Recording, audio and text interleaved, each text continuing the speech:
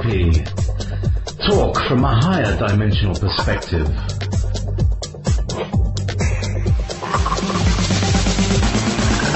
Looking at current affairs and the energies of the times.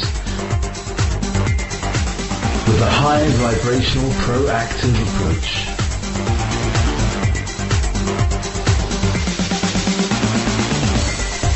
Come and explore the universe within us all.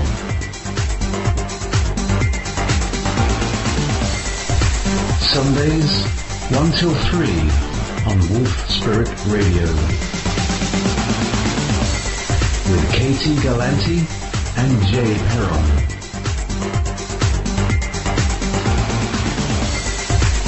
You're listening to Wolf Spirit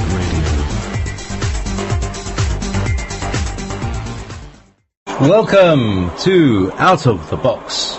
And today, getting out of our box in the galactic wizard mode, we discovered that we have the same Mayan calendar frequency of galactic and resonant wizard, Katie and I. So that it does it kind of explains everything, really, doesn't it? You know, our sort of resonance and you know, stuff we're interested in. So we're both white wizards of the universe. That's right, yeah. Mind you, I'm sure we could easily slip in a bit of darkness if we felt a little selfish on that. But so today we are in a new time zone. We're in a new astrological year.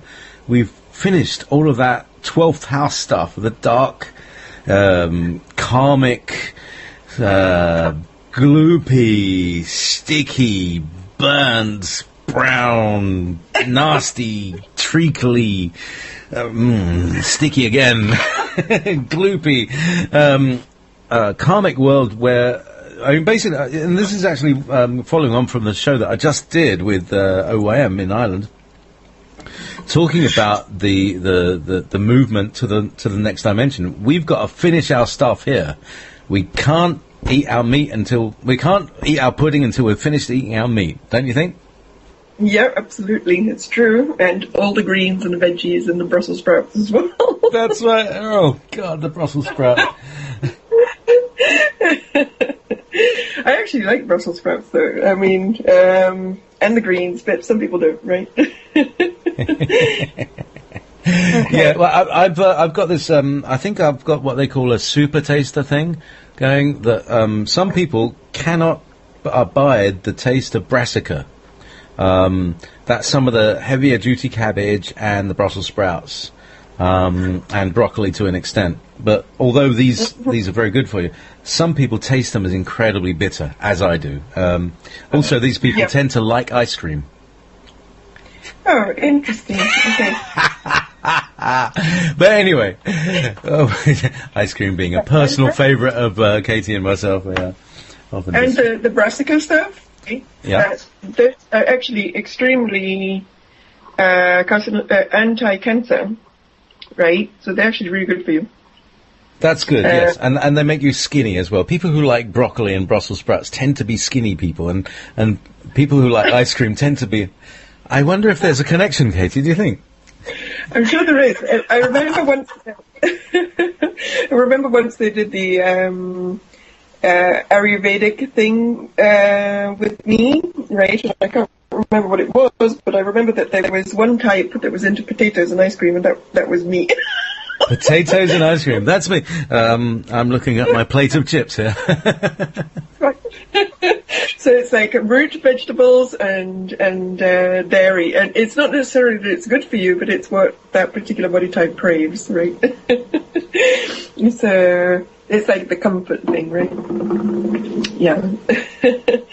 All right. So okay. I'm a little bit fuzzy-headed. I don't know exactly why, right? I've been trying to kind of clear my head a little bit since about half an hour ago, right? So bear with me. And but the intent for today is to we are in the new cycle. However, we're also in this big planetary washing machine energy that is this, the Pluto-Uranus square that is getting tighter and tighter with the other cardinal planets that form this grand cross in the sky, that is going to be exact in April between the 20th and the 24th, okay? And this thing that is coming up between the 20th and the 24th is probably one of the most intense configurations that we have had probably in many decades, right? Because you have the Pluto-Uranus square that is not particularly frequent anyway. We had the Pluto-Uranus conjunction in the 60s. That was the last time we had a significant aspect between those two planets. And those two planets, when they're together, they tend to do real death, rebirth, upheaval, change, but it's kind of explosive because Uranus is in there as well. So it's not just gentle change, it's like really rumbly kind of change, right? And then on top of that, we have Mars and Jupiter coming in, and we already had a taste of that at the end of January, but it's becoming even more kind of tight, and it's all on the 13th degrees that apparently are really important. You know, some degrees carry more weight than others, and the 13th degree seems to be very powerful. One of the reasons which it is powerful, for example, in Cancer, is because the star Sirius is at 13 degrees of Cancer. So Sirius then adds another energy to it, right? And even if we're not used to thinking in these terms, each of the stars has a particular energy signature.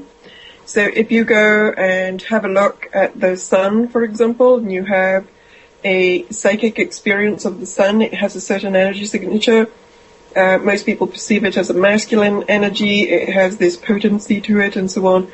If you go and experience the energy of Sirius has a illuminated mind kind of energy. It's very mental body, but it's very clear, right? It's also masculine, very mental body, very clear.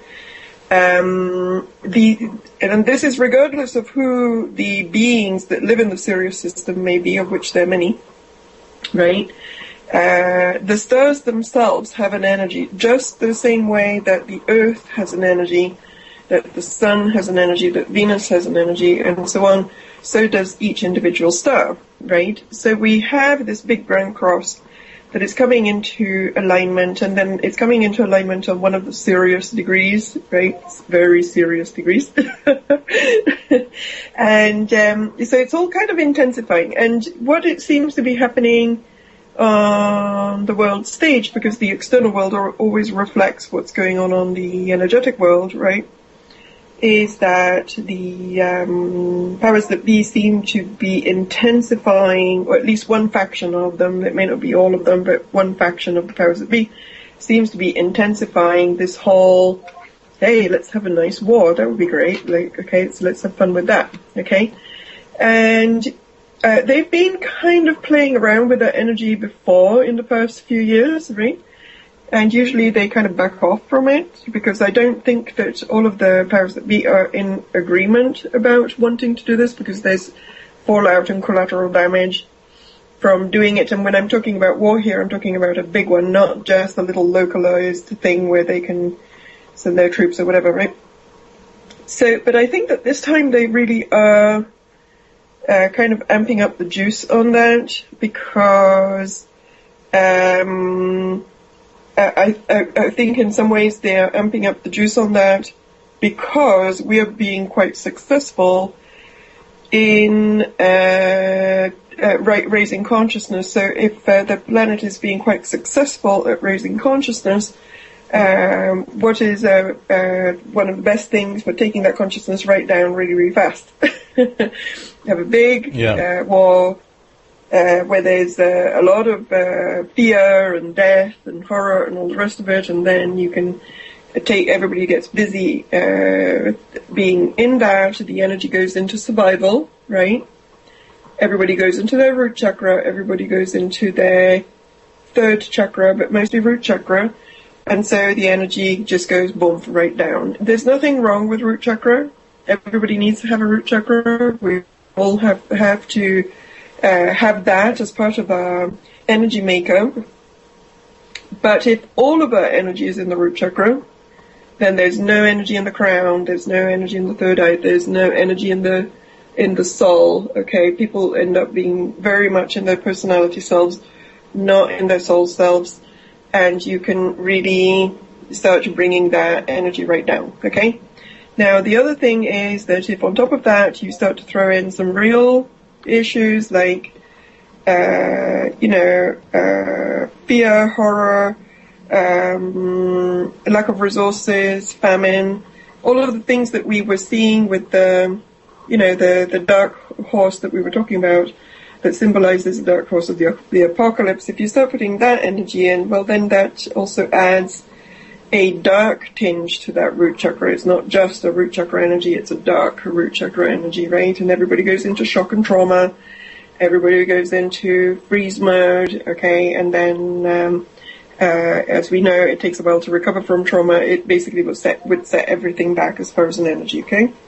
So one of the things that has been happening in my planetary healer world in the past week, 10 days, is that I have been receiving almost daily, for lack of a better word, you could call it downloads, right? Of information, where basically the beings that I'm working with on the other side, that are my gold peeps, right, and other peeps, they're not the only ones, have basically been saying, take this seriously. It's not just there's work to be done, right?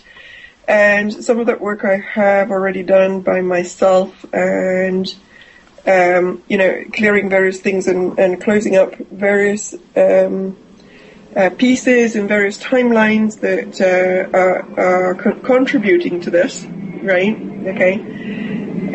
So I've been busy almost every day this week doing some of that work, and so in some ways, and also I was told that if this work gets done, which it's kind of being done by various healers across the planet anyway, that the likelihood of this actually happening is not very high, but at the same time it's not to be underestimated, because as we know, they're very good at they're on board. They have one of the things about the elite powers at Cabal is that they're very focused. They know where they're going, they know what they're doing, and they know the esoteric technology that they want to use to get to where they want to go, right? One of the disadvantages that we have instead is that we kind of react to what is presented to us, and we don't always react as promptly as we could, okay? And that we're not absolutely clear about the technology that we're using to do this. And so sometimes we can kind of get lulled into a state of not really reacting as speedily and as promptly as needed, okay? But if we do react speedily and promptly, this energy can dissolve and it can go away, right? So part of what I was thinking, that as us white galactic whatnot wizards, particularly the whatnot. The whatnot wizard is great. It's a new entry in the Mayan thing. The white whatnot galactic wizard. Okay. So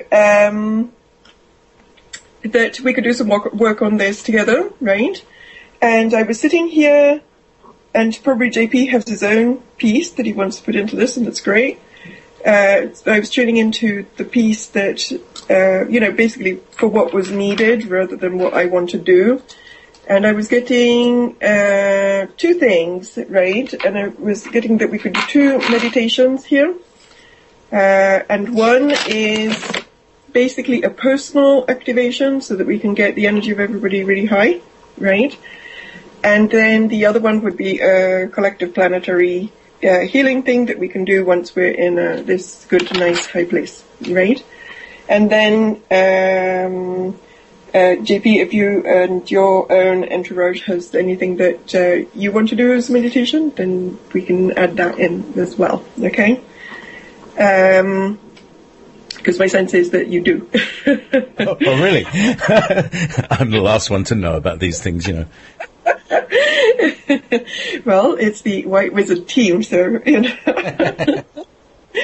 So there you go. So how does that sound? Does that sound okay? Well, I'm just trying to think. What would be the... I'm trying to think of something that is like generic, that is not really personal, that I can't even talk about on the radio.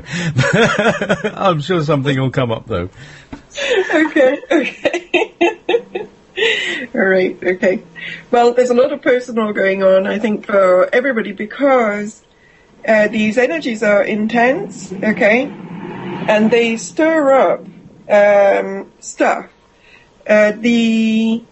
The stuff was always there. It's not that the stuff gets created by these energies, but whatever it is that is present within our karma and within our cellular makeup, it gets kind of triggered and thrown up in the air by these particular kind of energies. And we're not just dealing with the planetary type energies of the astrology of our solar system, but we're also dealing with the galactic transmissions that are coming in as well, right? So it's a very potent time, and it almost feels sometimes, I think, for some people as if it's to the maximum of one's endurance because of the speed. It's not just intense, but it's also fast. So there's a speed to this process. And in some ways, the speed of the process is actually, it's unpleasant, but it's actually helping because there's no time for the mind to go, hang on a minute, I don't really want to process this. I'm going to go sit on the top of a hill for a little bit and just forget about it, right? Okay. You can't do that because the energy is pushing, and it's pushing really, really fast. So one of the results of that is that in personal lives, issues don't get swept under the rug. They kind of explode, right? And I think we've both had experiences of explosive energies manifesting in Well, here's the thing. I mean, we say explosive. There are things in nature that do this, and we call them boils and cysts. And this week has been a week of boils and cysts on levels that you couldn't imagine, including the physical. But I was looking at a friend of mine, and she had a dream, and there was all this stuff going on in the dream. And she wakes up, and what was happening is that there was a cyst on her arm that was bursting during the point where the dream was happening, and all these things. So a very interesting conjunction. But essentially, I said, look, that sums up the whole energy of the moment. So so that was it. Boils and cysts. Yes, and what we're going to do today in terms of the planetary stuff is a boils and cyst prevention operation, because the big boil and cyst is actually the planetary boil.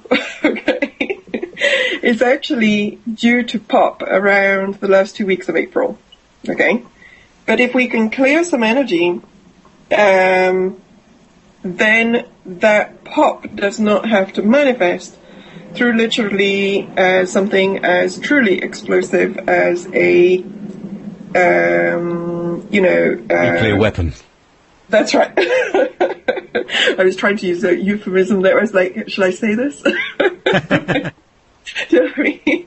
Because that is actually the energy that it's an energy that is around, right? Okay, and we don't want that.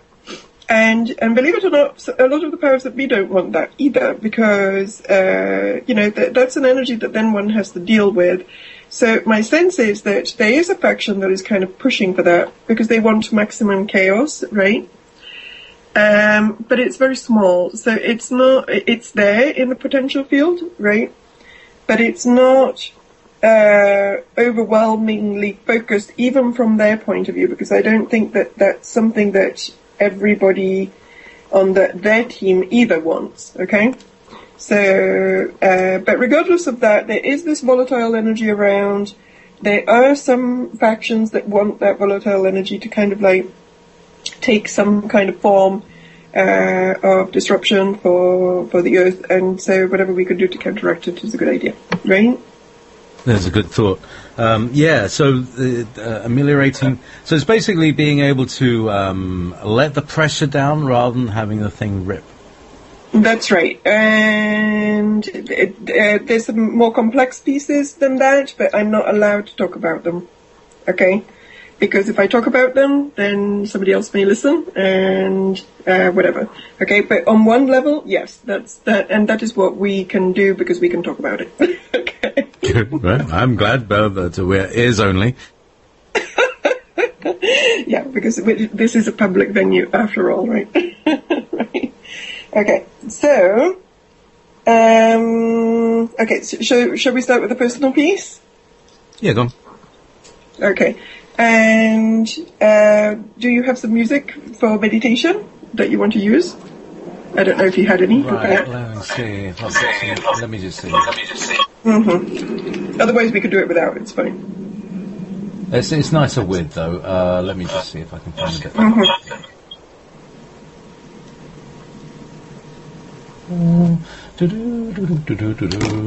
Wait a minute. I'm just looking down here. Andreas Vollenweider, that might be nice.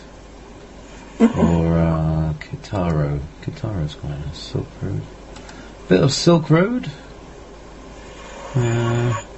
Spirit of relaxation. Gentle waves and calming. Gentle waves. Let's have some of that.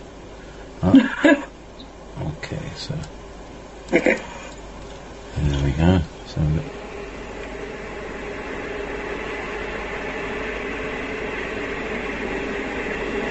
There you go. So there's waves that are being broadcast in the background. Okay, all right. They don't sound very gentle though. They sound more like story waves.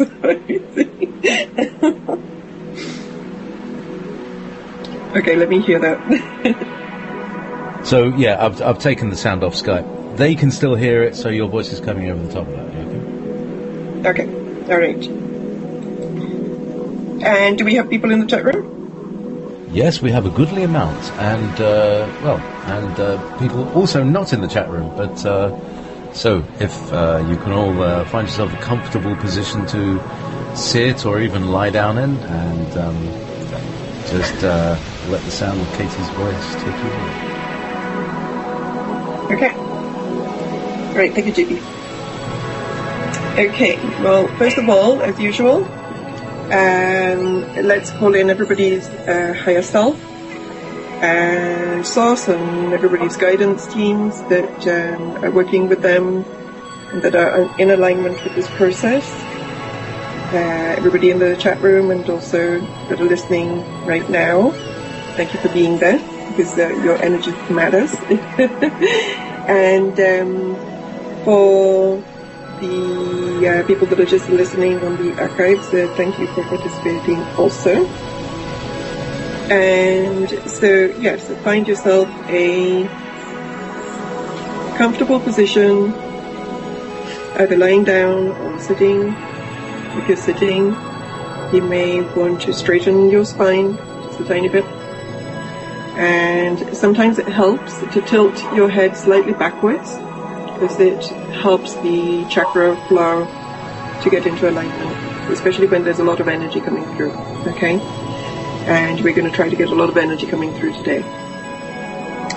And so the first thing that we're going to do is that we're going to start to breathe white light into the body, and we're going to breathe white light through the nostrils so that it goes into the lungs, and you can visualize white light going into your lungs with each breath. And as you visualize the white light going into your lungs, you can then see it spread to every part of your body, so that it goes deeper and deeper into your body, first filling all of your chest, then filling your arms and torso, then filling your head, switching on your third eye, and filling all of the rest of your body, your pelvic area, your thighs, your knees, your calves, your feet. And as you begin to fill with white light, all of your cells are also filling with white light. All of your meridians are filling with light and clearing. The energy in your body is adjusting. The energy flow is rebalancing.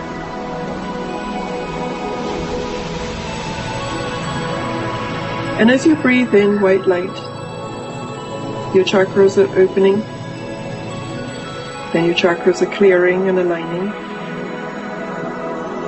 Every chakra begins to open like a flower, and every chakra begins to spin. And as the chakras spin, any energy that is not for your highest good is released. And the chakras very gradually and gently begin to clear. And they're clearing out stress, blockages, karma, any cords that you may have in your chakras dissolve. If there's any entities in your field, we ask them to leave. We have teams with us right now that are helping us to do that too. And as you bring in more energy, visualize your crown chakra opening, and the energy from the galactic field and from the source field and from the high councils that work with us at this time with the purpose of assisting with the speediest and easiest fast track evolution for ourselves and for Earth. Plug into this process also. If you feel comfortable with it, allow them to plug into your crown so that they can transmit energy to you. They're not attaching, they're just transmitting energy, okay? Energy that is pulsed into your crown, one pulse at a time. And the first pulse that comes in is the pulse from the source field. And the source field is pulsing into the crown and into the soul star chakra above the head. And it's gradually pulsing this light into every chakra. It's pulsing it into the energy field and repairing it. It's pulsing it into the energy field and expanding it. It's pulsing it into the energy field and strengthening it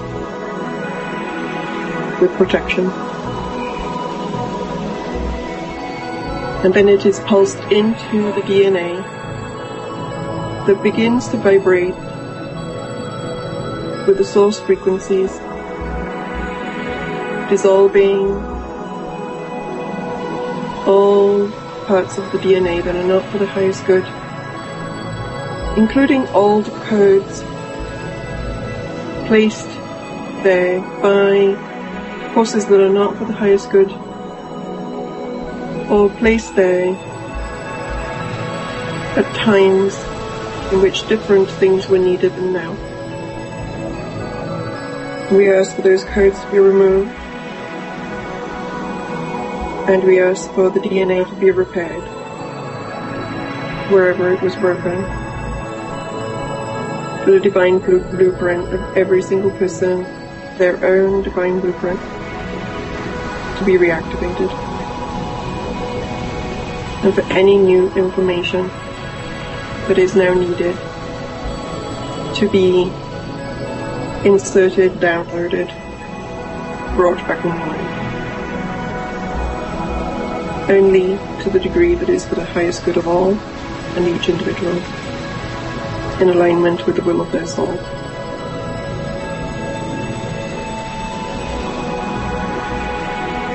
And talking of soul, we're also going to ask the soul fragments, parts of the soul that split off and that correspond to the broken cards, to be brought back into the soul consciousness, and for the awareness of those pieces, cleared of all trauma, cleared of all discordant energy, to be integrated into the higher mind and the personality mind of each individual.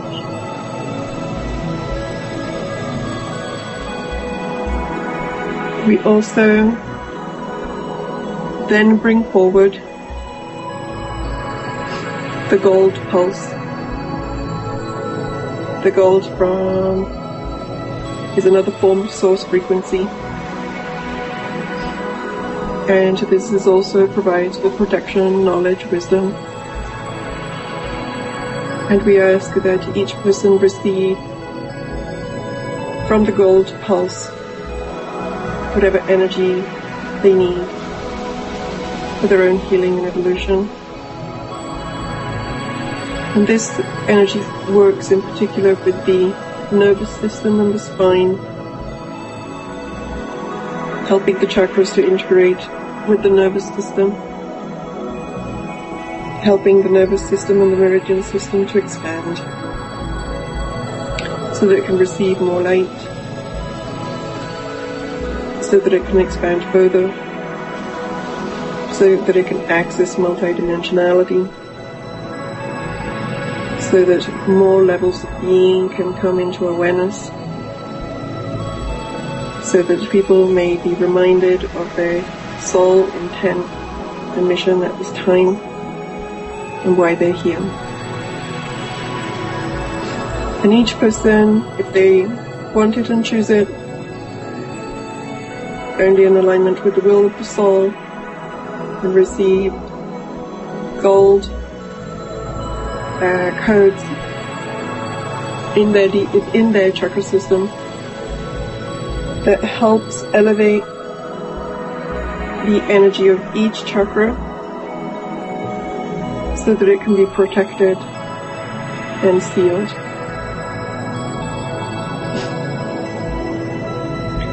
And then we also are going to ask that each person is linked through this to the planetary golden grid of light.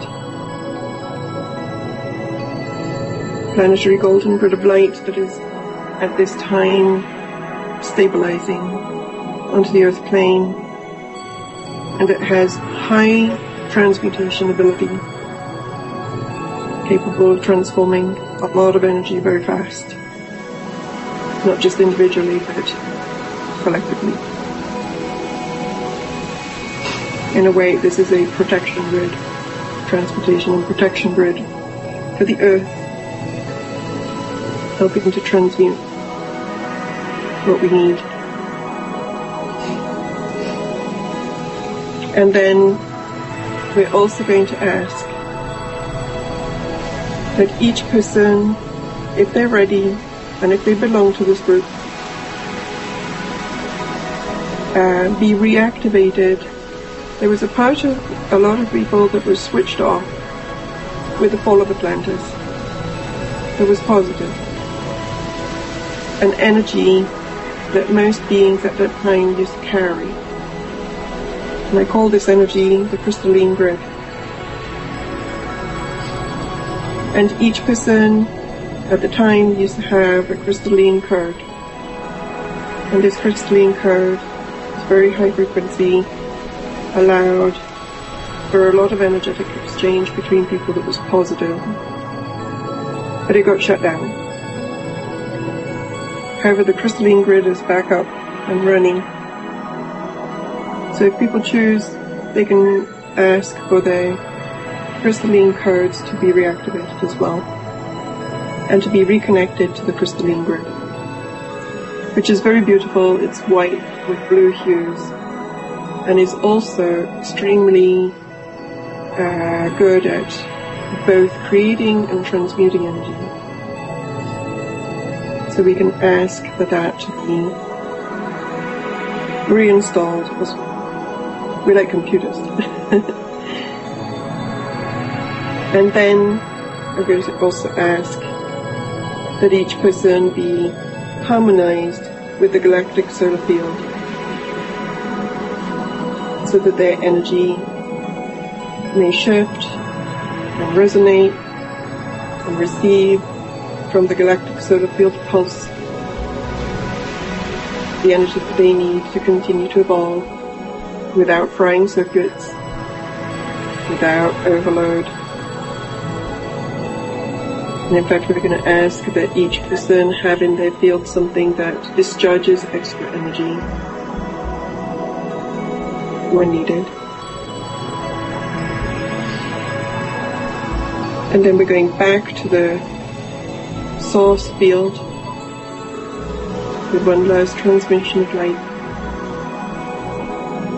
which will clear out of the field anything that's been released through this process, allowing for the energy field's energy to remain high, vibrating with the source pulse. And anything that needs to be removed from the field and discarded, may it be removed now. And so it is.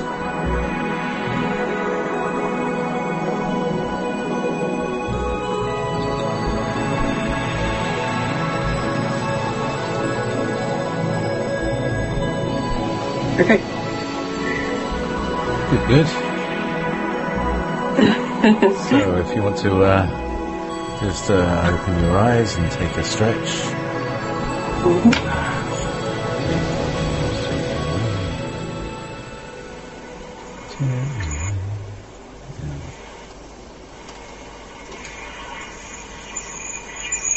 Okay, so we're back. Yay!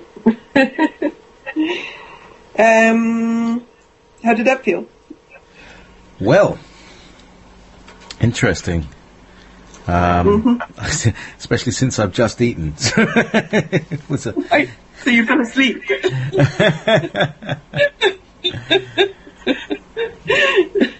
So yeah, because you know, Excellent. I had my son here, and he's sort of serving me food, and it's lovely while I'm in the satellite. It's really good for a change, because I'm normally on my own and having to keep everything going. Okay. So yeah. Cleansing, So do you want to break down some of the things you've been talking about in that meditation? If I can remember them, yeah. What was I talking about? Well, for instance, the golden grid is one, the new golden grid. Because we've been talking about this on War Spirit Radio as well, that Frank Jordan and the Earth Mind Healing Group have been... Whenever there's earthquakes, they've been using their morphological field to redirect energy from the earthquake itself into the grid. Right. Yeah. Which I think actually, you know, this is one of the things why humans are good to be on a planet, because they can help do that. Yes, absolutely. Well, there's okay. First of all, let's talk about grids. Okay, what grids are and what grids mean, because I think there's different ideas that different people have about that. Yeah, because I mean, for instance, when I'm dealing with dowsing, and I'm looking at Earth energies, there's these, there's the Hartman grid, there's the Curry grid, and then there's ley lines, and then there's other things, and then there's other things. So. Outline some of the things that we've been talking about today, Katie. Okay. Well, my understanding is there are some lines on the planet that intersect in a certain way, that are grid-like, and that have particular nodes on them that are very powerful. And in fact, you would go to somewhere like Glastonbury, or you go to somewhere like where the pyramids are in Egypt, right? or to... Or my back garden. Or your back garden, or Machu Picchu. Okay. I mean, we can create our own vortexes, right? My home is like that as well.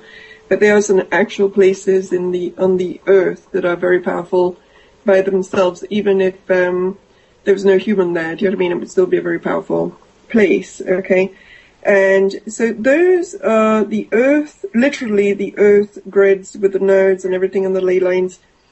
And what I'm feeling right now is that is kind of almost like the equivalent, if we were to talk about our own body, it would be the equivalent of the veins and the capillaries and the major nodes of where they join together, do you know what I mean, and so on. So it's like the real physical stuff, almost physical energies type stuff that is going through various places, right? There's also obviously a multidimensional equivalent of that, because a lot of those places are then doorways that open to other dimensions and all that. However, these grids that we're talking about right now are not that. There's something different. Literally, the planet has an energy field around it, okay? And within that energy field, there are consciousness streams, right? And humanity is the one that is plugging into those kind of consciousness streams, all right? And in some ways creating them. If human beings were not on the planet at all, most likely those particular grids would not be there. If there were no humans, okay? So those are consciousness grids that are actually created by the collective planetary presence of humanity, okay? And as human beings, we are trying to evolve. We're trying really hard to evolve. We have been trying for a long time, right? And our experience so far is that we keep flunking. And we don't flunk because we are not great people, but we flunk because on this planet there is a fairly intense opposition to evolving, right? And in fact, I'm pretty certain that this foggy head that I'm having right now is some form of psychic attack, because I can feel it in my back right now. And I have some beings that keep on attacking me when I try to do certain things, and they plug into my back and try to drain my life force, right? Yeah, because it's like being stabbed in the back. It is, yeah. These metaphors we use, these words and phrases we use are very, very relevant to real things that happen. And I've also felt, it's in just behind my right kidney kind of energy place there. Yeah. Yeah, for me, it's always in between the shoulder blades. There's a point at the back of my heart chakra that obviously they can get into, right?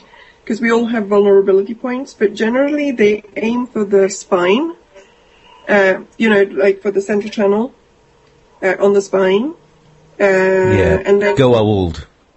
That's right. And so they try to get in wherever they can on that thingy, and then they try to drain out basically your life force, so that then you can't function properly, right? And some of them can be pretty intense when they try to do this kind of stuff. So because we are all kind of processing at a deep level, sometimes our energy is not as strong as it could be, because there's stuff going on that is taking us slightly off balance, right? And so our friendly opposition likes to use any opening that it can to kind of come in and mess around, right? So, so that kind of energy is the exact reason for which we have had trouble as a collective family of humanity. We've had trouble going to the next level, because every time we try to, these guys and beings, most of which are multidimensional and themselves, pull every stunt that they can to try to pull the energy down, or to create obstacles with people that are doing the work and so on, right? which, by the way, is exactly what happened in Atlantis, but there were other cycles before that, and even those cycles didn't go too well, okay? This force has been on this planet for quite a long time, right? So, and we've talked about that at nauseam in other shows, so, but in terms of these grids, one of the things that these grids do is that it's, the way that I see it, it's almost like if you have a computer and you can download some software, right, for that computer, and then you can do certain things. So we have a planetary energy, and within the planetary energy, there's a planetary energy field, and that planetary energy field contains our collective streams of consciousness, right? And within that collective streams of consciousness, you can download these grids, and these grids then help stabilize some functions, right, that one can then access at the planetary level, and that everybody can tap into, and that everybody can do something with, okay? So this is the first time I try to actually explain it with this much detail, because I kind of work with it without explaining it, do you know what I mean? But I hope that comes across. Yes, it's a bit like trying to explain how to walk. That's right. But that is kind of what it does. It's like it's downloading a framework that people that then is there, and it's stable in the consciousness, and people can go in and they can use it, right? So what your friend is doing, in his meditations, is that he's probably plugged into a particular grid that probably he has supported in anchoring, right? Through which, one of the purposes of which is to diffuse all of this extra energy, okay? So that the earthquake types things can be diffused. And my guides here are saying they're kind of like apps. Yeah, it's true. Things that you can do on a planet are like apps that you get on your mobile, your Android or your iPad. That you'll have some kind of way in that allows you to transform in a particular way. So you may be going from like first and second degrees initiation to the next degree. And then there would be another planetary system where you would be going on further. But from what I can understand, we go up to about 7th degree, which is what they call a master of array, which was like, that's like a Jesus or a Manu or something like that. But for instance, Nelson Mandela would be a 3rd degree initiation. And you can see by the amount of followers that somebody has, their degree of initiation. So like Jesus has got billions of followers, that sort of thing. And I think there may be something about like, the whole Chinese collective, that there's something else going on there. There's some other, it's nothing to do with what we're doing. They have their own spiritual quest, as it were. Yeah. Although what you're talking about here is different levels of dimensional access within the collective consciousness stream, right? So basically people can go to the, I call them dimensions, because when the consciousness and the dimensions go together, the higher your consciousness is, the higher you can go in your dimensional access, right? So if your consciousness can go really, really high, you can access 12th dimensional consciousness. If your consciousness can go even higher than that, you can access 24th dimensional consciousness, etc., etc., etc., right? Yeah. And that is in there as well, okay? So that is in the collective field as well. Although the dimensional axis of people can be many, many, many, many steps ahead of the collective consciousness field. That is what a lot of the people that people call starseeds, right, that have come in to do work, they came into the Earth when the collective consciousness fields of the Earth were almost dead. And they brought in their own individual multidimensional consciousness accessibility, because they already had consciousness that could go really, really high, right?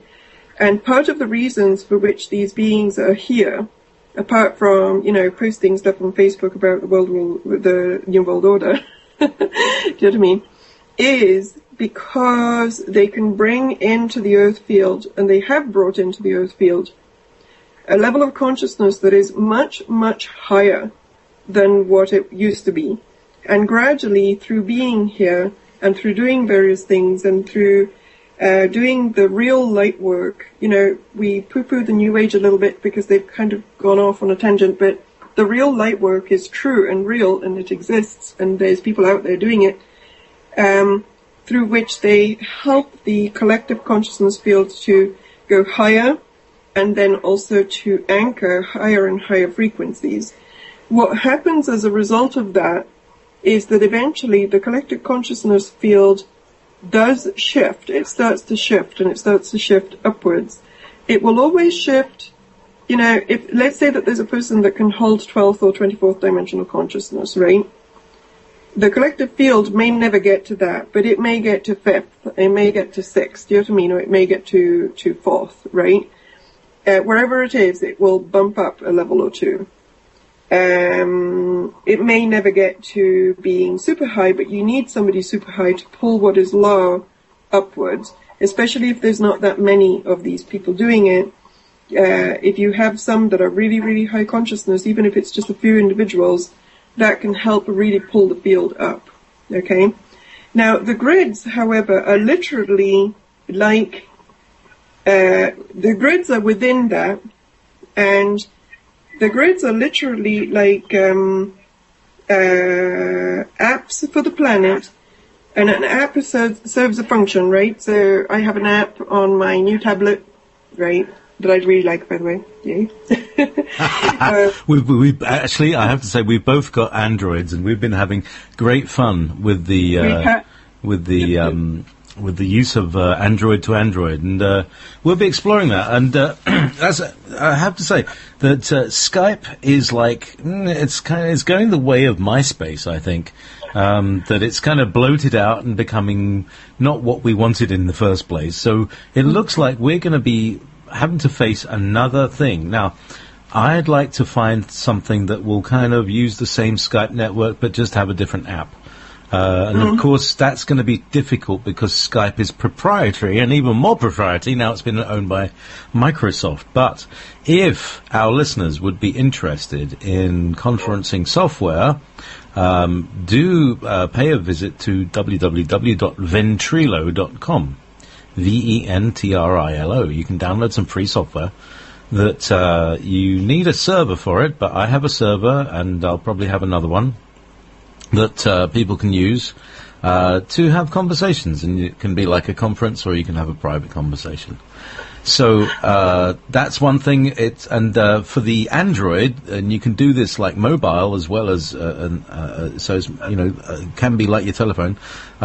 It's called Mangler, and that uses exactly the same servers and network as Ventrilo. So you have Ventrilo on your PC, but you can have Mangler on your Android, or I think they also do it for the iPhone.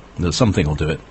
And basically, it's a completely private, completely secure network that you can you can chat and converse with the people that you want to do on with. So we may be starting to use Ventrilo to do our shows. It's certainly something that I want to start moving away from Skype and find our own way of tapping into making radio without using proprietary software. Thank you for that announcement, Katie. But yeah, I have an IP. Please get in touch with me personally, and we can do that. Excellent. Very good. Sounds great, right? And yeah, so getting back to the grid app, the grid app can help to do things like transmute energy. It can help with doing things like manifestation. It can help with stabilizing particular kinds of consciousness streams that are required, and so on. And I have conscious memory of Atlantis, and in fact I talked about the Atlantean grid at some point, right? I have conscious memory of this grid in Atlantis that actually everybody was connected to, and it was connected to the crystalline energy. And as we know, Atlantis had a crystalline kind of technology. It was based on crystalline technology. In some ways, we're still based on crystalline technology because the computers are all crystalline based, in some ways. But it was different. Technology was different, and it was more just of an energy thing. Even the fuel was happening in that way at the time. But there was something about this grid that also allowed for fast metaphysical skill sets to exist. And when the end of Atlantis came, one of the things that went down was this grid. Okay. Now, and I have seen that this grid is back. Like from various work that people have done and all the rest of it, the grid is actually back. And so when we were talking about reactivating these codes, that is what I was talking about, okay, because these grids are back. I don't know exactly 100% how they work. I'm still trying to figure it out. But apparently I'm being told that I was part of setting them up originally, so I should know how they work. One day I'll figure it out. I'll get the manual out of my mind Akashic records. Yeah, well, maybe this might be, we may do that as an exercise in sort of group consciousness, because I get the feeling that you're not allowed to do it for yourself. You have to download it into a group. Well, it's planetary. It's you can use it for yourself, but it's planetary. It's a planetary.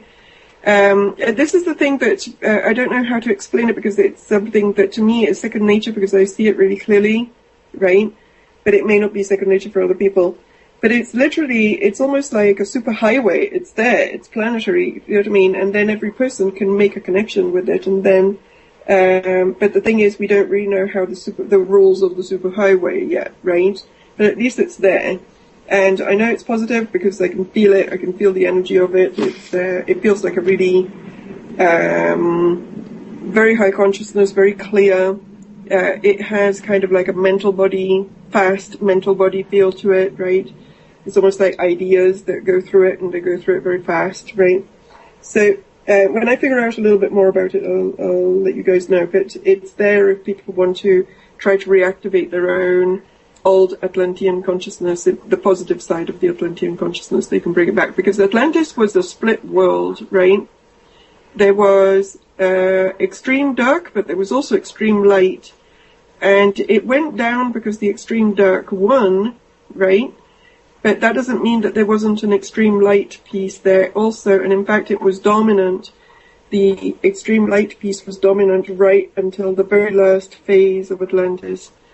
It was not. Most people remember the last phase because it was traumatic, and that's what comes out in people's past life regressions when they have Atlantean kind of like recall and stuff. They always go back to this very last piece that was very horrible.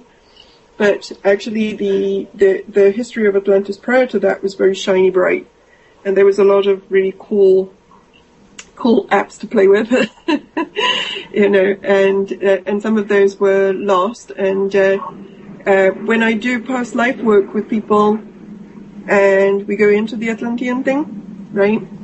Very often people have a lot of grief around it. It's like the loss of something that was precious to a lot of people, right? And a lot of the people that end up doing past life regression work anyway, around that, are often people that fought really hard to keep that world going, right? And so they have this kind of like loss thing.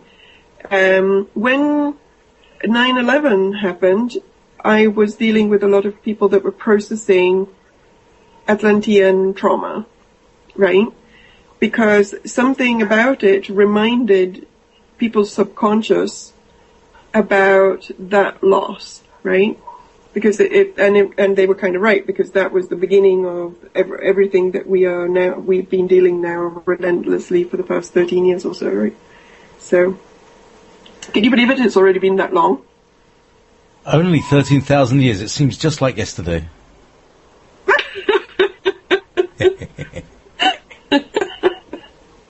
You see, well, look, it's time to take a break.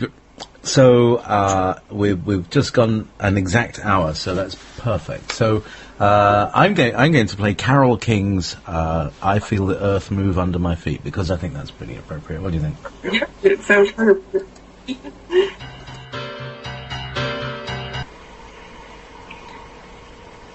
Wow, it's so much easier to instill it when you're there doing it because I can feel you kind of creating this. Right.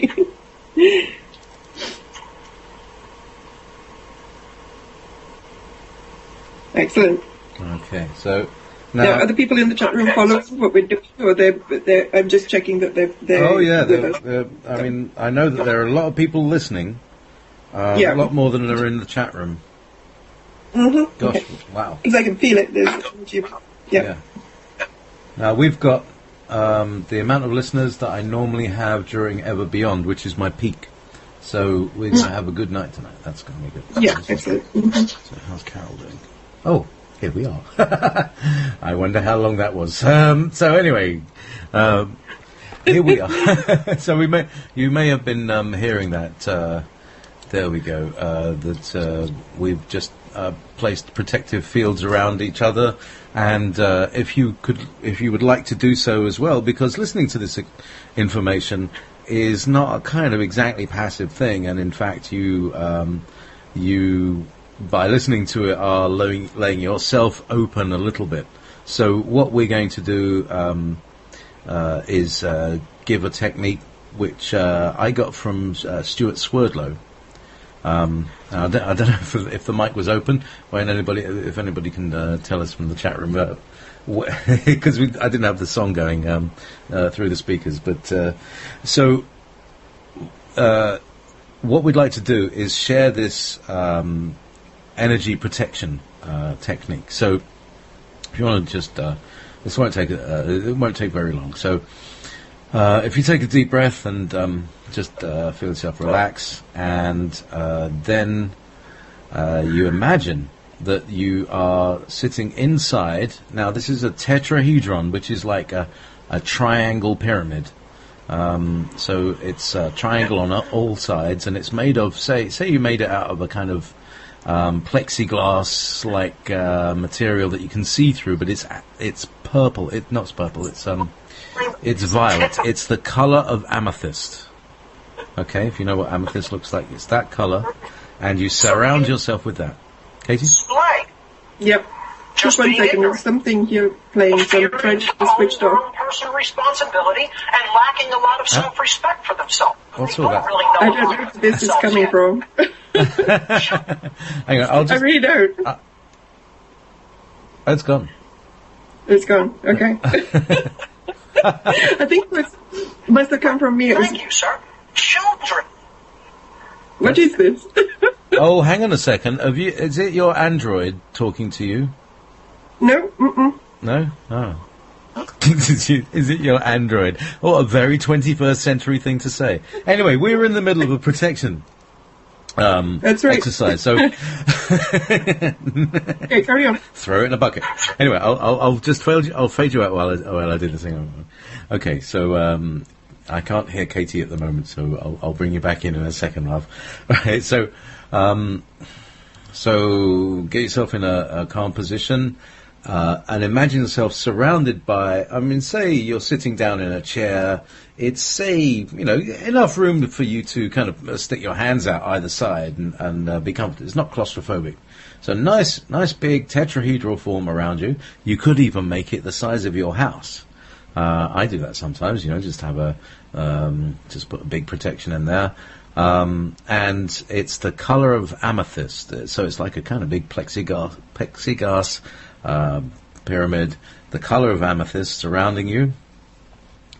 You should already start feeling calm.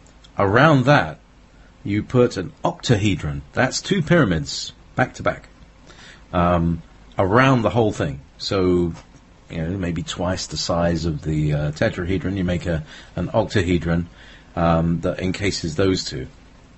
Now, that should, that's like polarized light. You won't get in either way now. And then around that, you can put yourself in, say you imagine a chrome-plated egg form. So it's like one of these two-way mirrors, you know, that you can see out of, but that people can't see into. It's just like a mirror. And that's a huge egg form that goes around the whole lot. And once you're there, you can't be seen because it's like a stealth. It's like, you know, it's just reflecting the local area. It's a shiny little egg form. So you essentially disappear into the void. Anyway, right, Katie, have you managed to deal with your little man? Yep, absolutely. Yeah, I don't know where that came from because I actually switched off my Firefox and the Internet Explorer, and it was still coming through. Right. Yeah, well, we were talking about, you know, attacks, so, you know. So that must have been one. It was like, you know, wag the finger energy. That's what it was. It's that bloke. It's that bloke who says you're opening up too many portals of light. And that's right, it must be him. Nice one. Anyway, so everybody now who's listening to this is encased in their own tetrahedron, octahedron, and chrome egg. I hope you all like that. That came from Stuart Swerdlow, this technique, and I personally am feeling much more calm. How about you, Katie? Yeah, feels good. Feels good. I've been doing it also, right? So, thank you, JayPee. You see, you had something. They were told me that you had to do something, so this is it. All right. Okay, so excellent. So, yeah. Did you spin those tetrahedrons? Like, did you spin that stuff? No, they don't need to spin. They can just sit there static. They're basically from what I just got when I was saying it, you know, because you know, as you say these things, you get more information about them. That the way light is polarized. For instance, if you have a Polaroid lens, you remember the old lenses from the 70s, and you know, you put this lens on, and then you got into a car and you look through the windscreen, you can see that all this, you get this really interesting little patterns, which we call stress patterns. And the reason that you can't normally see it is because light is scattered in both directions, and it masks it. But once you put the sunglasses on, you could see these stress patterns in the windscreen. And essentially, LCD technology, you know, anything that's got an LCD, like your TV and any digital display, uses light polarization in order to mask out light. And what we're doing there in terms of the tetrahedron is the tetrahedron it polarizes the energy in one direction. You know, if you think about a tetrahedron, no angles are opposite it. It's a very interesting form. Just consider, everybody, just consider the tetrahedron in your mind. Imagine 4 triangles joined together. Okay, and you sit it down on the table. Not one face is opposite another. Yeah, it's very true. And yet it still contains a space. Consider that. Now, that creates the idea that these angles are different dimensions. They're coming from a different angle, and they're coming in a different direction. That's what dimensions can be. And they all coexist at the same time. So that creates a dimensional filter being inside the tetrahedron. And then you go inside what is essentially a pyramid, which is a further polarization of energy. And so being inside the octahedron and then the tetrahedron means that nothing can get in or out. It's like it's a double. It's like having Venetian blinds at right angles to each other. You then block out light. So that's essentially what polarization means, and that's what I got. What that exercise does, it creates a form of energy polarization that can't be penetrated. And then Yeah, with the chrome mirror, you're then just reflecting anything that might be, ambient. Yeah, thank you for that. I can see that. It's almost like everything cancels itself out, right? Yes. So, yeah, because it's going in all sorts of different directions, so it cancels, one ray cancels out another one kind of thing, and it stays clean. Yeah. Excellent. Yeah. Thank you. You're very welcome. Excellent. You're Yay. So, I hope everybody in the chat room, everybody who's listening, is still is all there. Hello everybody. There's a good old chat room there. Yeah, it's good to see you all. And we even have a chatter called Vorlon. And as we mentioned before in Babylon 5, the Vorlons are a race of what appear to be angelic beings. Yes. Yeah. The Volons were the highest consciousness beings, pretty much, in the Babylon 5 series, weren't they? And they were very enigmatic and kind of cloaked in some ways. They looked, there was the encounter suit, do you remember? So they looked at, the encounter suit was very ugly, so from the outside they looked very ugly. And everybody wanted to know what was inside the encounter suit. And then at some point the encounter suit comes off and out comes this angelic being that everybody from every, stellar culture. Every race, yeah. Yeah, yeah. I thought that was really cool. There was cool writing on the GMS front, right? We should we should get him. We should get him on the show, JMS. We should. This is, we're just referring to J. Michael Straczynski, or Joe, they call him on the set. Yep. J. Michael Straczynski he wrote the series Babylon 5, which wasn't a Hollywood production. It didn't have the usual agenda. It was a very different energy to it. And you can feel it, and it's a great series. Some amazing characters, people who are like comedy characters that turn out to be a lot darker than anybody else there, Yeah, and also I'm convinced that he was doing some kind of there was some kind of recall in there, because I think that story actually, maybe not exactly as he told it, but some of the dynamics of that story not only have happened but are actually even happening right now.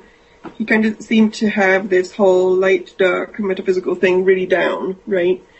And he has released a lot of interviews because he became very, he still is kind of known as a teacher of screenplay writing, because he wrote that whole thing by himself. So even if the show did not get picked up in a huge way and he had to struggle to get every single season on the air, he actually wrote the whole 5-year story by himself. And one of the things that came out of it for him was that he is now very well known as a screenplay writer for things like TV shows, and he actually teaches it. He teaches workshops of it, and he teaches, I think he even teaches somewhere in some university or something. So he's talked very often about his creative process, and he was saying that the characters used to talk to him in his head. That he literally would write down what the characters were saying rather than thinking about what they were saying. So I'm sure that there was some kind of higher dimensional transmission going on there for him, right? Awesome. He had Vir in his head. And Molari. And Garibaldi. Mr. Garibaldi! Yes, that would do it. All he had to do was say, Mr. Garibaldi, and he would be in character. That's right. Anyway, if you haven't seen Babylon 5, it's a fun show, and it's also it has some metaphysical juice to it, right? That is very real for a change, rather than the manipulated predictive programming type stuff. Right? I'll tell you one thing about Babylon 5. If anybody likes sci-fi, there are certain things in every sci-fi movie that happen that's why you watch sci-fi, One of them, for the guys, is, there's always someone beautiful, gorgeous, and intelligent, and there's always a bar scene, there's always a chase scene, They're always running down the corridor scene, They're all, they're always running down corridors. This is one of the things that they say about, actors who worked on Doctor Who. Oh yeah, running down the corridors. That's what we did all the time. My favourite is the bar scene. I always love the alien bars with all the different people sitting around having a sip, and it's great. I love it. But in Babylon 5, they didn't just have they had all different kinds of bars. They had restaurants, they had bars, they had dives, There's that lovely scene when Stephen, the Doctor, falls in love with the singer. There's like a cabaret. Who'd have thought there's a cabaret place down there, run by these really dodgy aliens and the fly. I love there was a mantis in it.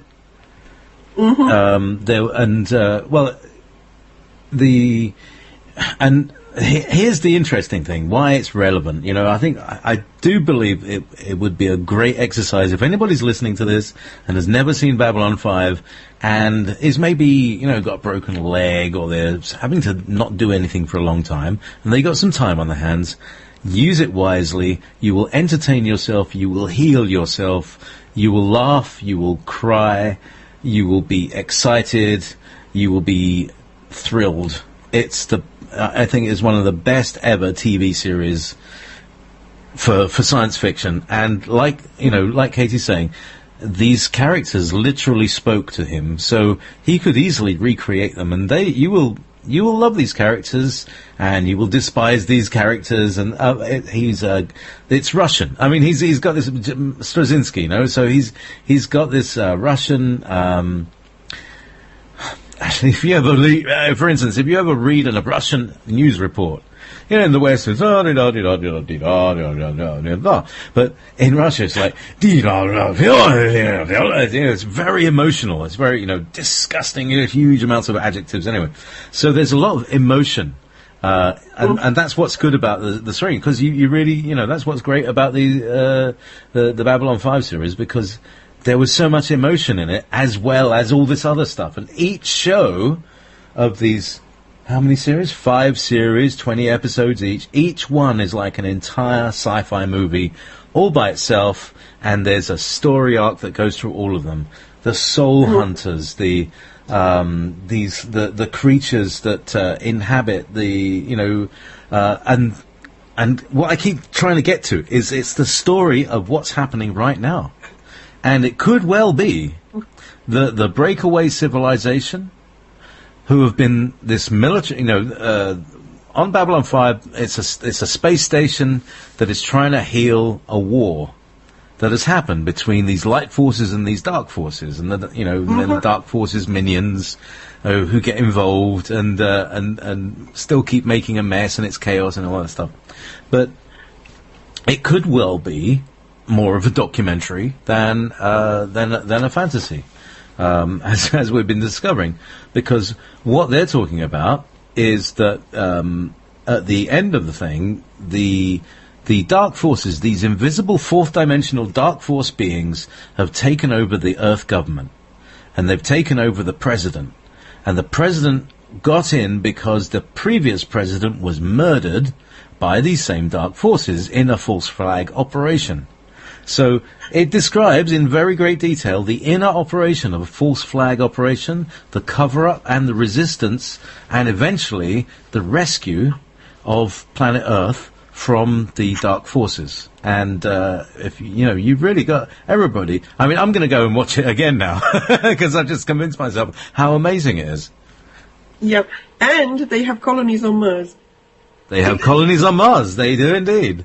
In Babylon 5, there's colonies on Mars. And they also have a jump. They have a jump point in Io, Jupiter's Io moon. And they have the Psychor remote viewing police hit squad. That's right, because the all telepaths have to be registered. And you either, and it's very forceful, because you either become a telepath and you join the Corps and you have to follow these special rules. You can't touch people anymore. You have to wear this uniform all the time to show that you're a telepath, because people were invaded by telepaths. And telepaths got a really bad deal out of it, because what happens is that the telepath core gets infiltrated by the dark forces, of course, because they're in constant contact with other dimensions. The telepaths left them open to being taken over. So we may look at the Farsight Institute as the early version of this cycle, because it was set in the 23rd century, but we can see that could be the way the Earth could go. I mean, he really thought it out well. What happens with telepaths? And I never seen the Telepath Wars. Did you seen the film The Telepath Wars? Was that one of his movies? I don't know.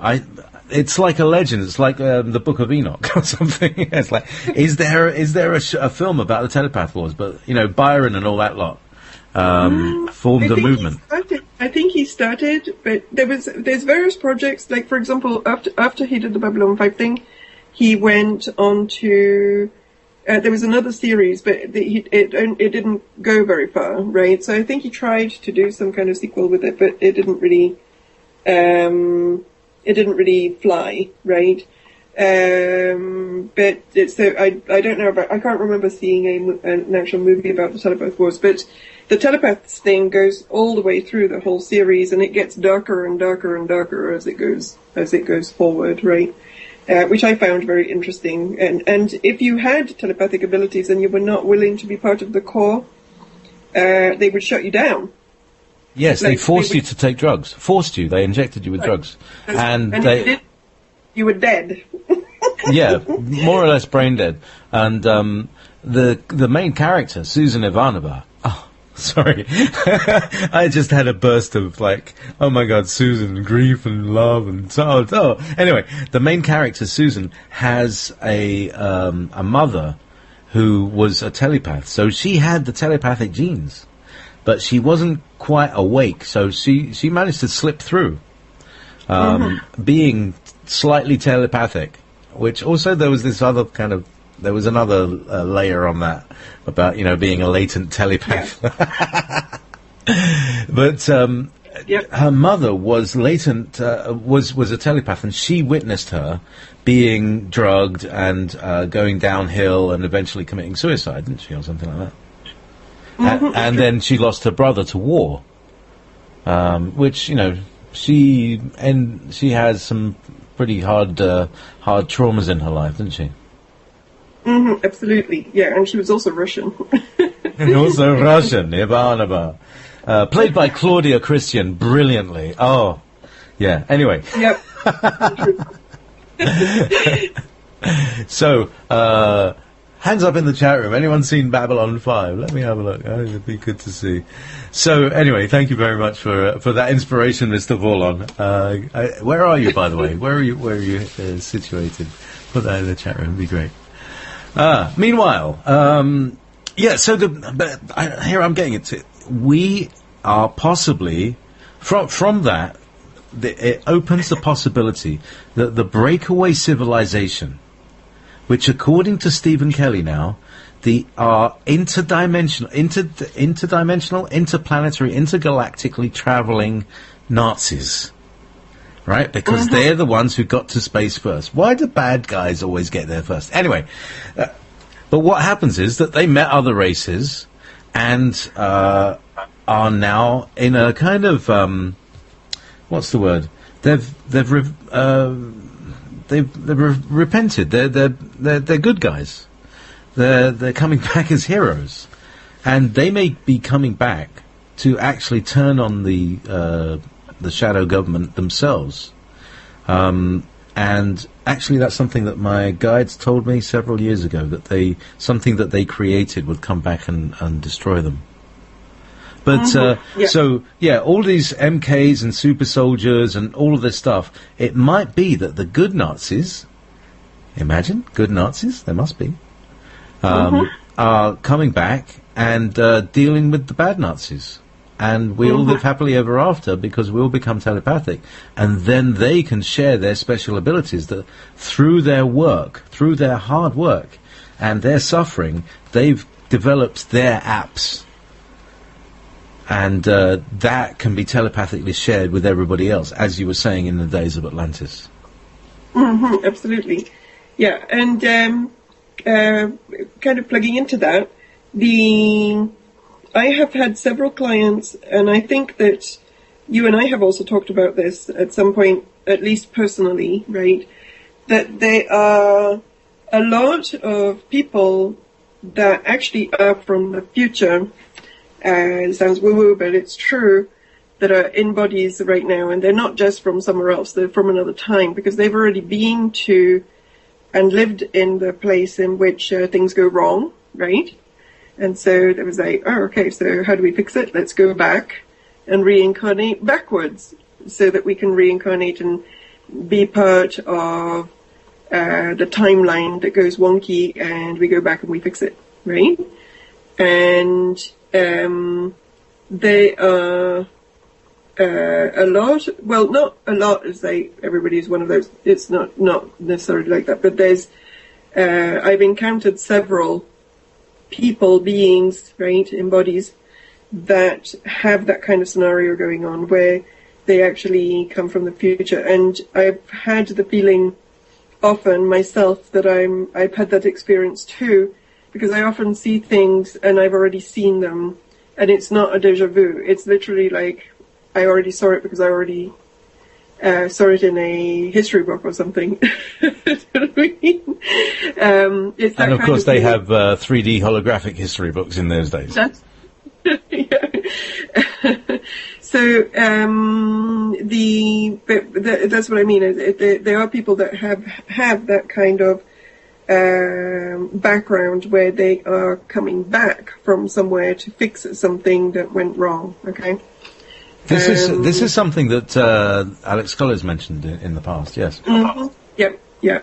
It's a cohort of future beings that are back fixing things. And then we know that time doesn't really exist anyway, but it means that in their Akashic records they already have the recall of something that has happened in a future timeline. Okay, like they've already experienced it in their Akashic records. The future is already in the Akashic records. Okay, so there you go. So we still have a little bit of time. Shall we do the planetary piece and then we can chat about it, or we can chat about something else, right? This won't take long because we've already set it up with the other meditation. So we are going to go back into that state, and we're just going to use the app. Okay, we're going to use the grid, and we're going to use the grid to do some shifting. Okay, not the Atlantean grid. We're going to use the gold grid that we were talking about earlier. Okay, how does that work? Excellent. So let's find the other piece, which was that. Ocean surf. Should we go to ocean or dolphins and whales? Dolphins and whales sounds good. That might be nice. Let's do dolphins and whales. Okay, here we go. Dolphins and whales. I'll bring the volume down a little bit there. So I hope everybody can hear everything. Okay, so if you would like to make yourselves comfortable. Okay. Yeah, and we're going to. There we go. Here comes the dolphins and whales. Okay. So you won't hear this, Katie. So you can just do your thing, and then we'll bring it back in when you come back. So you're comfortable, and take some deep breaths, and away we go. On you go, Katie. All right. Thank you, JayPee. Okay. So first of all, the purpose of this that we're doing right now is to plug into this gold grid, to plug into one of these grids, and to transmute some of the energy that is happening at the moment on the planet that we want to get rid of. And so JayPee earlier was talking about, I can't remember the name that you mentioned, but another person that was working with the grid to diffuse earthquakes. Frank. Okay, Frank. Okay. We are going to be using this to diffuse conflict energy and to diffuse images of fear, things that are, because what the dark forces are doing is that they're creating a scenario. First of all, they're creating it in people's minds. So people's minds help them to manifest this, and they've also been creating it through ritual. So there's ritual energy in the air. And so what we want to do is that we want to diffuse all of it, okay? We want to diffuse the ritual energy. We want to diffuse the pictures that they're putting into people's minds that help them to manifest things. And we also want to diffuse the conflict and fear energies that are already brewing on the grid, okay? So to do that, we are going to go into light state of meditation, and we're going to reconnect again with our own being, which has since gone through a slight activation, and we're going to breathe in white light, and we're going to go into a light meditative space. So we breathe in white light, and we bring it all the way into the body. We breathe in white light, and we bring it into every part of the body, every cell, every chakra, in the DNA, in the energy field, in the expanded energy field. And we fill all of the energy field with light. And as we do so, we connect our crown chakra to our soul, to source, but we also connect it to these grids that we've been working with. The crystalline grid, the gold grid, and various other grids that we don't have names for right now that are in place for doing this work. We also call forward the source energy, primary creator, the galactic solar field, and the angelic gold energy. And we also bring forward the very high refined, higher dimensional galactic teams that are working with this at this time. Positive galactics, authentic galactics of positive vibration.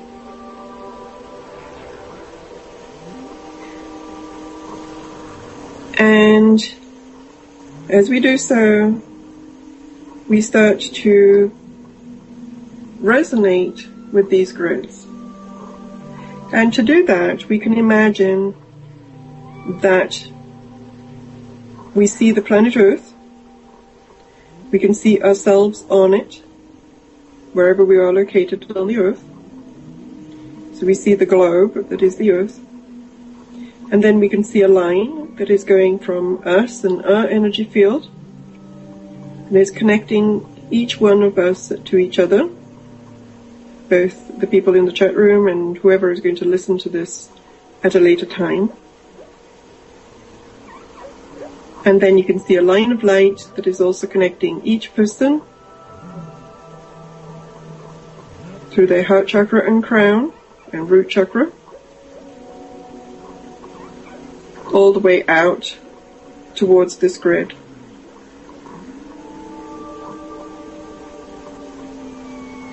So we've made a connection.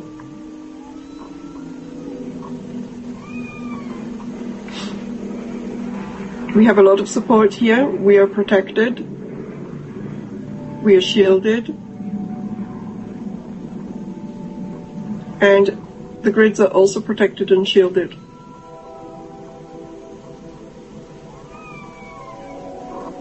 And we're going to ask now, through our own free will, through our free will as representatives of humanity,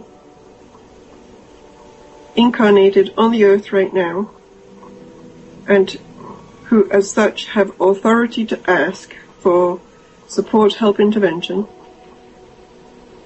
we ask to be plugged into this grid, for the grid to be activated,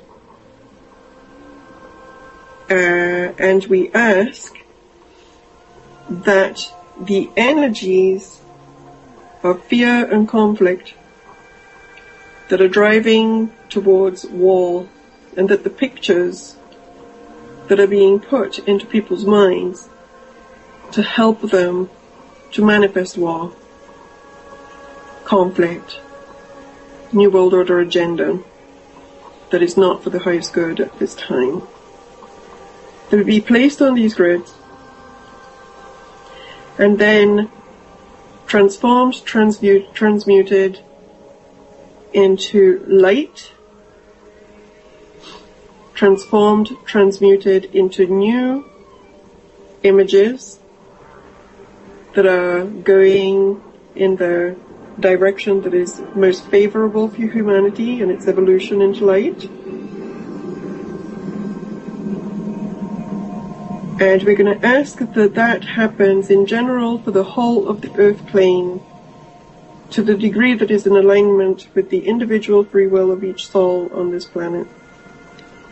We're also going to ask that it is for the highest good that magic that has been placed on other places of the earth, other levels, other dimensional levels of the earth, and in the consciousness streams of the earth, and in the individual consciousnesses of the beings that inhabit the earth, especially if against their free will, that they be diffused, transmuted, deleted, removed, transformed,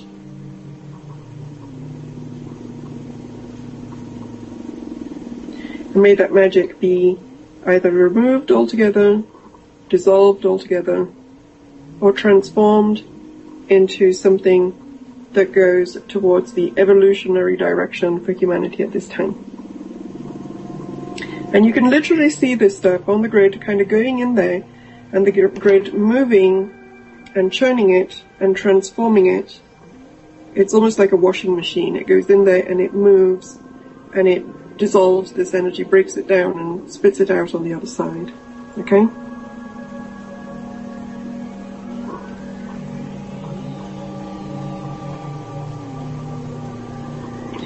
We're also going to ask that any negative timeline that is being born and birthed at this time that is not for the highest good, and anything that is contributing to this timeline that is not for the highest good and that is being created against the collective free will of humanity, that it be placed on these grids and transformed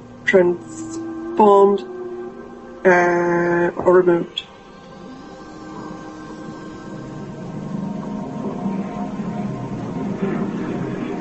Now, backing away from the grid for a second, we also ask that any imprints that have been put into the third eyes or into the beingness or energy field of any human being on Earth against their free wills through media, television, broadcasts of any kind, including things like rituals, Grammys, VMAs, Super Bowl ads, music videos, anything of that kind, be removed and deleted and taken out of the consciousness of each individual being, especially if this happened against their free will as individual souls.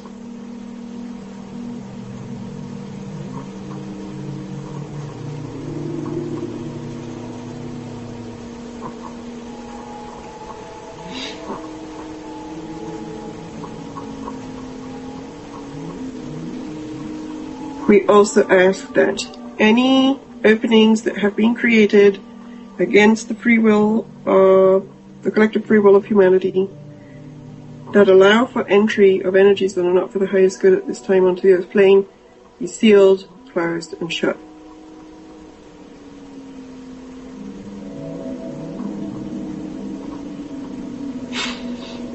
And then, in closing, we ask that anything that is impeding the acceleration of consciousness of humankind that is naturally being triggered by the solar galactic field and that is not for the highest good or in the free will of the collective of humanity be dissolved, dismantled, and removed at this time to the degree that we're allowed to within karmic law.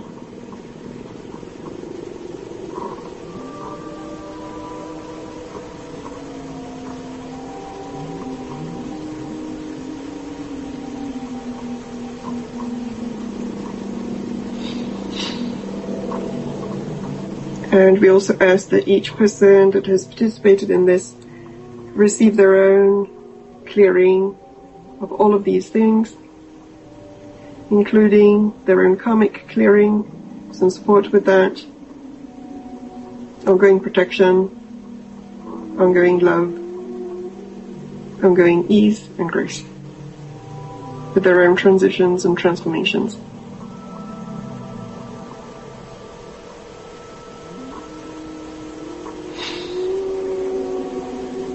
And we also ask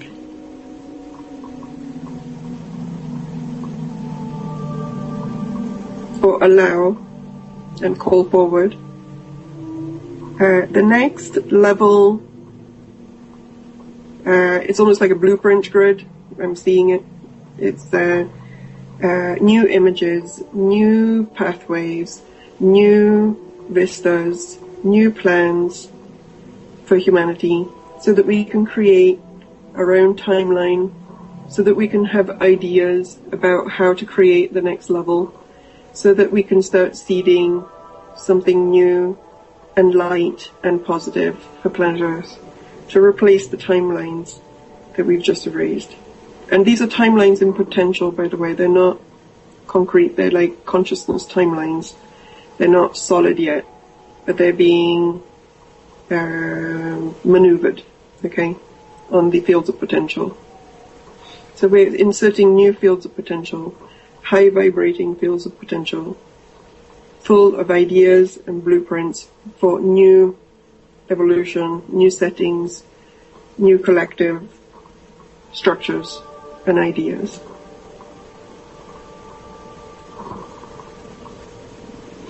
We're also flooding the earth plane with light and giving the earth plane as a whole a clearing that it may use as it sees fit to step up in frequency at this time.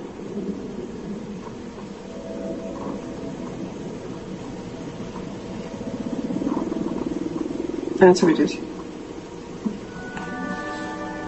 I'd like to add a daily invocation if you wish to bring in the energies of your soul and the higher self. I invoke the power, the love, and the wisdom of my ashram, soul, and monad to guide me into the right activity in the plan, to clarify, stimulate, and inspire my mind, to transform and transmute my feelings and emotions, to energize and vitalize and heal my physical and etheric body, so there's a normal flow of energy in my physical and etheric body. Through this day and every day, I ask this in the name of the Christ to serve the One. All in the name of the Mother, the Soul, and the collective consciousness of the human spirit. All in the name of the Father, Son, and the Holy Spirit.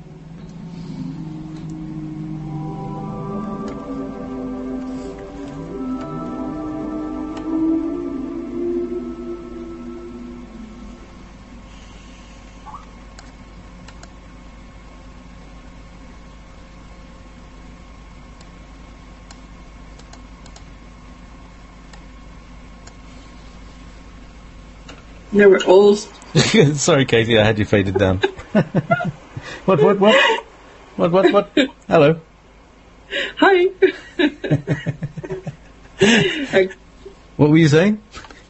I said now we're all speechless in the sleepy meditation state. Yeah. Well, hopefully.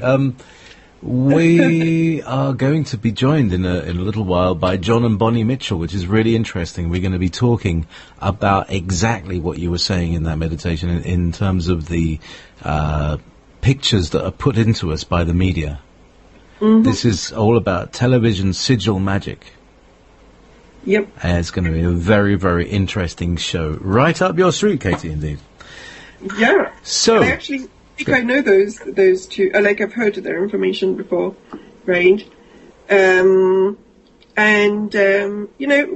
are visual creatures. We get imprinted with stuff, right? So that's one level at which we get imprinted. But then there is the literal sigil magic that you're talking about, which I think is actually much more prevalent than people realize. Well, this is what Bonnie's going to be talking about. Interestingly, Bonnie is the spitting image of Lita Alexander, one of the telepath, the first telepath that we come across. She looks just like her. Funny. Excellent. Okay, well, I'm. You're all done. I'm done. Yeah. So I'm passing the torch to you. Okay. Well, one of the things I'm just wondering how much. Yeah, we got about 7 to 8 minutes left before I bring in John and Bonnie,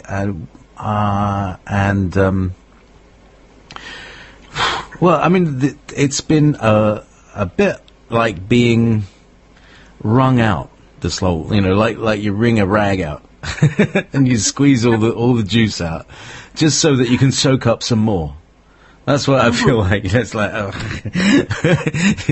I'm empty, but I know there's going to be more. So I just urge everybody to take as much rest as you can. Try and get a nap in. Try and sleep as much as you can. It's a good. There's a lot of energy moving, and it's going to be moving through your body. You're going to be experiencing quite a lot of emotion. Take the time to take care of yourselves. Be kind to yourselves. Be kind to each other, but be kind to yourselves. Thank you. Yeah. Also, my guides just reminded me of this. I am really getting really pushed now by all of these friends that I have on the other side that it's time for me to write. And to write, I need time, and time is not easy for me to create unless I have some funds, right? So I'm starting this GoFundMe thing. That is on my website, and you can read about what I'm trying to do and what I'm trying to write about. My website is www.katiegallanti.com, and I'm saying this not just to the people in the chat room. Some people in the chat room have given donations to me in the past, and I want to thank them for that. And so I'm not hammering on to them to give me more donations, but I'm just saying it for when this goes into the recording thing, so it goes out there into the world. If there's anybody that has